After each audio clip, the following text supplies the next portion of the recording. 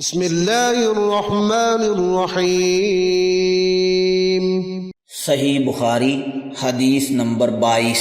ہم سے اسماعیل نے یہ حدیث بیان کی، وہ کہتے ہیں ان سے مالک نے، وہ عمر بن یحییٰ المازنی سے نقل کرتے ہیں، وہ اپنے باپ سے روایت کرتے ہیں، اور وہ ابو سعید خدری رضی اللہ عنہ اور وہ نبی اکرم صلی اللہ علیہ وآلہ وسلم سے نقل کرتے ہیں کہ آپ صلی اللہ علیہ وآلہ وسلم نے فرمایا، جب جنتی جنت میں اور دوزخی دوزخ میں داخل ہو جائیں گے، اللہ پاک فرمائے گا جس کے دل میں رائی کے دانے کے برابر بھی ایمان ہو اس کو بھی دوزخ سے نکال لو۔ تب ایسے لوگ دوزخ سے نکال لیے جائیں گے اور وہ جل کر کوئلے کی طرح سیاہ ہو چکے ہوں گے، پھر زندگی کی نہر میں یا بارش کے پانی میں ڈالے جائیں گے۔ یہاں راوی کو شک ہو گیا ہے کہ اوپر کے راوی نے کون سا لفظ استعمال کیا۔ اس وقت وہ دانے کی طرح اگ آئیں گے